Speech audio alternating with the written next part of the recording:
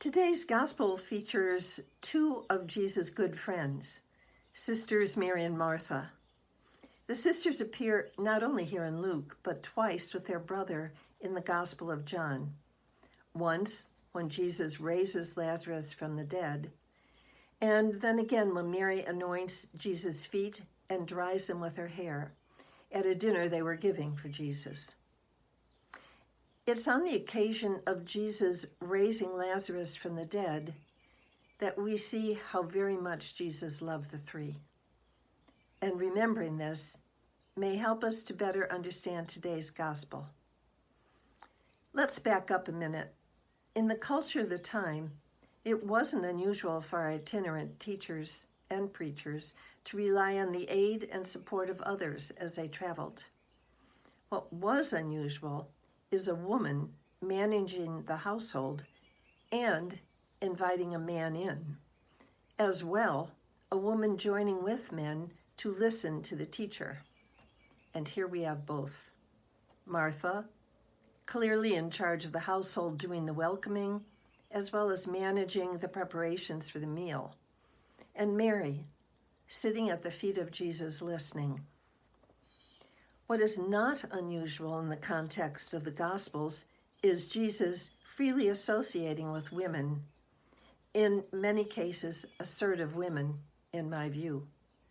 And here Jesus is embracing Martha's hospitality and Mary's engagement in his teaching.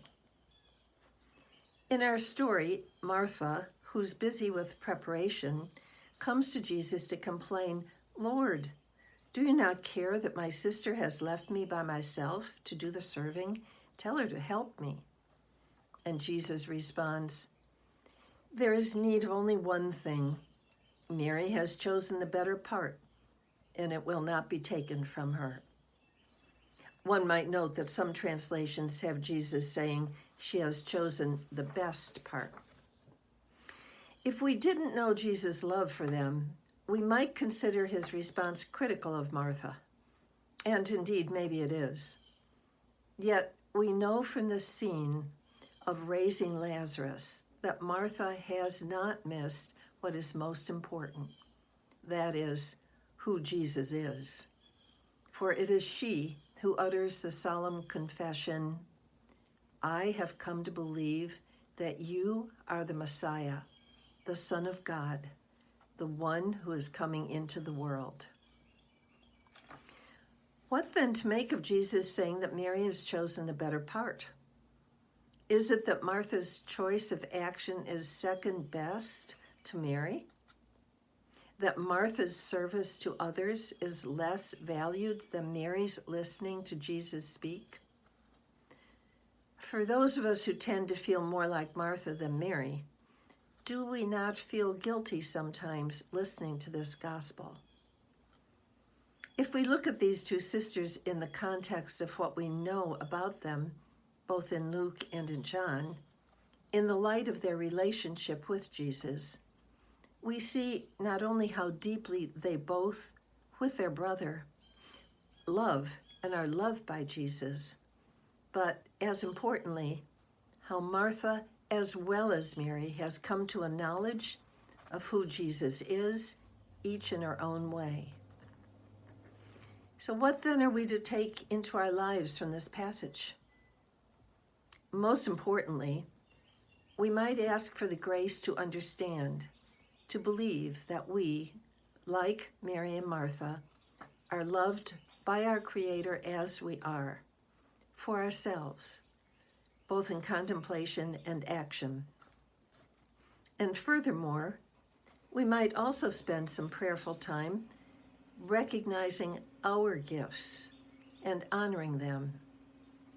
In Mary's case, listening and contemplation, and Martha's, hospitality and service to others, action-oriented. And ours?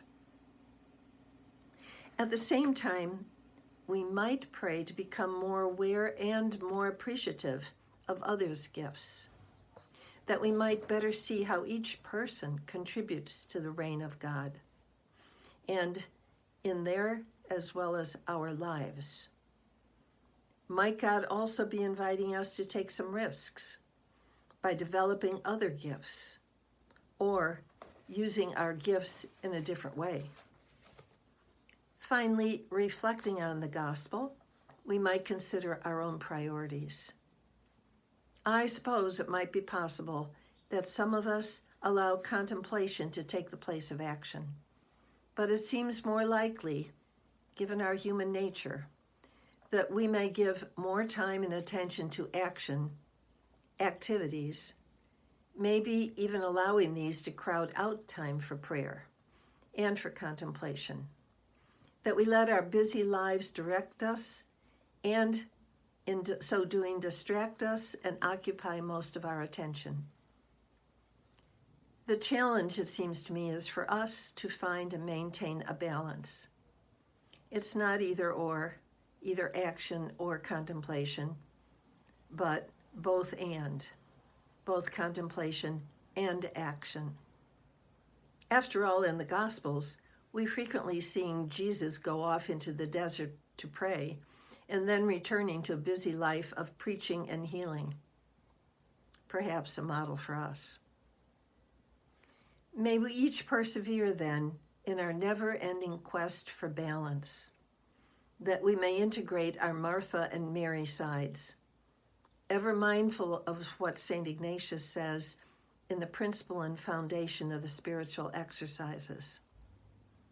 Our only desire and our one choice should be this: I want and I choose what better leads to God's deepening life in me.